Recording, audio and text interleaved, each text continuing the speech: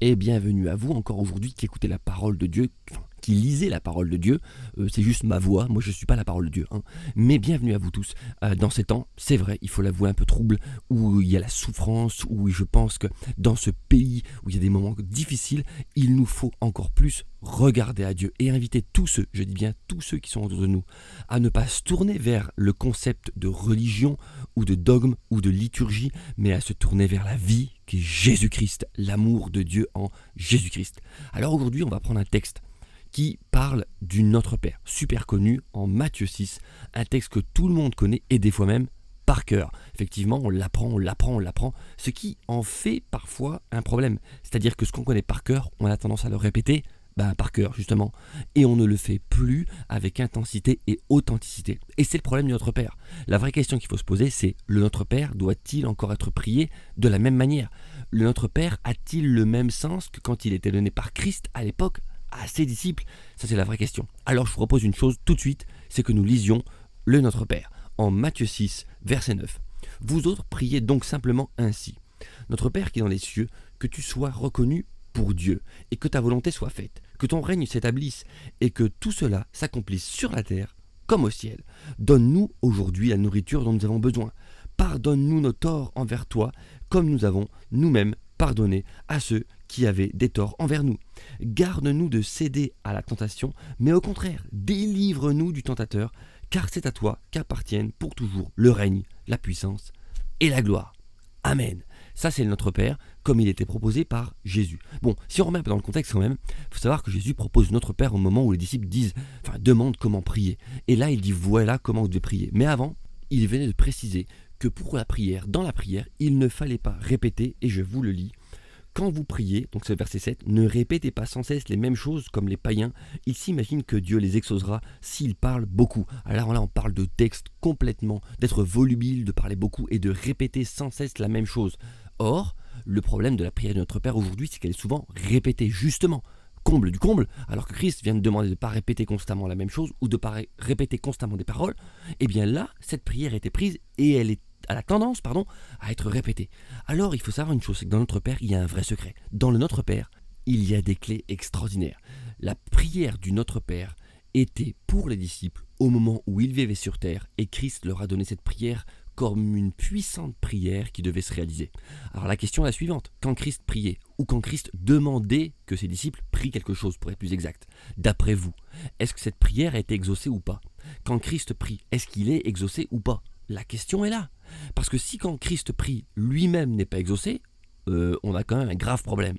Or, la Christ a demandé à ses disciples, leur a dit voilà comment vous devez prier. Déjà, il n'a pas dit voilà ce que vous devez dire exactement, mais voilà comment vous devez prier.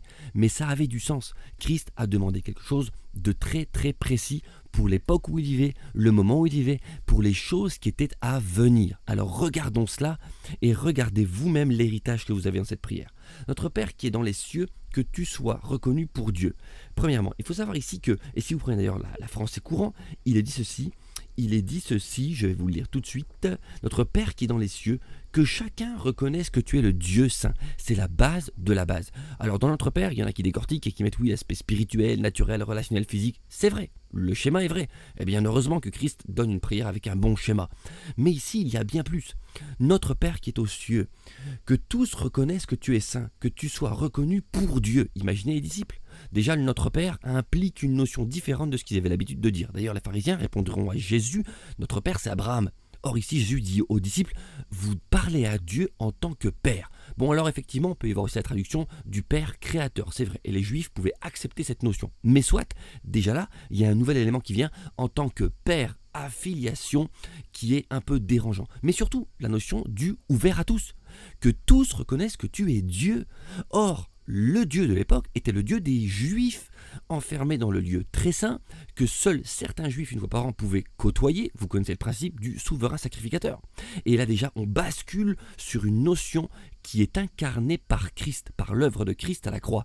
Eh bien oui, parce que la Bible dit bien que quand Christ a rendu la vie, a remis son esprit entre les mains du Père, que s'est-il passé dans le temple? Le voile s'est déchiré de haut en bas. Le cri du cœur de Dieu était le suivant, je veux que tout le monde puisse venir à moi. Je veux que tous les hommes puissent venir à moi. Non plus seulement une personne une fois par an en passant ce fameux rideau, mais que tous les hommes puissent venir à moi. Que tous reconnaissent que je suis saint. Première chose qui a été établie dans notre Père et qui a été réalisée. C'est une prière, vous allez le voir, qui a été accomplie en Jésus. Chaque point se trouve accompli en Jésus. Deuxième chose, que ta volonté soit faite. Non mais dites-moi, dans la parole de Dieu, quel est l'homme qui, sur terre, est venu en disant constamment « Je ne suis pas venu faire ma propre volonté, mais la volonté de celui qui m'a envoyé. » Celui qui incarne, si je puis employer le terme incarné, mais celui qui est la volonté même de Dieu sur terre, c'est Christ. Que ta volonté soit faite. Alors bien sûr, on peut prier en disant « Seigneur, que ta volonté soit faite ». Ça c'est générique et global. Mais là, ils sont sur terre. Et Jésus dit à ses disciples « Priez Dieu que sa volonté soit faite. » Là, dans ce que vous vivez, dans les temps qui viennent, il faut que sa volonté soit faite. Rappelez-vous, même Jésus à un moment donné dira, mais en voyant les souffrances qui arrivent à proximité, il dira, mais ne suis-je pas venu pour autre chose que cette croix ? Eh bien, si Jésus-Christ était venu pour faire la volonté de Dieu, rappelez-vous dans le jardin de Gethsémanée, Seigneur, si cette coupe pouvait s'éloigner de moi, mais non pas ma volonté, et on connaît très bien ce passage, mais Seigneur, ta volonté avant tout. Et là, encore plus, il dira à ses disciples, rappelez-vous, devant la Samaritaine, les disciples reviennent et ils ont été chercher à manger. Et là, Jésus leur dira, j'ai une nourriture que vous ne connaissez pas, qui est de faire la volonté de mon Père. Allez, on finit encore un passage qui parle de volonté. Rappelez-vous, il dira aussi dans Matthieu, simplement, ce ne sont pas ceux qui diront Seigneur, Seigneur, qui entreront dans le royaume de Dieu, mais tous ceux qui font quoi ? La volonté de mon Père. Alors vous pouvez vous demander, mais pourquoi cette prière ? Eh bien, regardez le peuple juif. Le peuple qui était avant la Nouvelle Alliance, parce que les évangiles sont dans le Nouveau Testament, mais c'est encore l'Ancienne Alliance. Faisait-il la volonté de Dieu ? Eh bien, en réalité, constamment, il y avait des hauts et des bas. Ils désobéissaient et ils revenaient, mais ils étaient têtus. Ils sont même appelés comme une nation qui a la nuque raide. Et ils désobéissaient et ils retombaient dans leur travers. À tel point que dans Ézéchiel 36, 26, eh bien, Dieu prophétisera et dira en ce temps-là, je mettrai en vous un cœur nouveau, je mettrai un cœur nouveau, mon esprit en vous, et je vous rendrai capable d'obéir à mes lois, capable de faire ma volonté.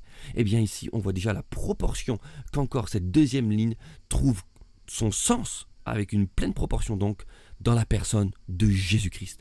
Le Notre Père, rappelez-vous bien, est une prière qui a été exaucée pleinement en Jésus. Et quand Jésus a dit à ses disciples, quand vous priez, là, maintenant, vous commencez à prier cette prière, c'était annonciateur de ce qui allait arriver, c'est-à-dire ni plus ni moins que la croix. Je vous donne rendez-vous dans le prochain Lisons la Bible pour la suite. Que Dieu vous bénisse.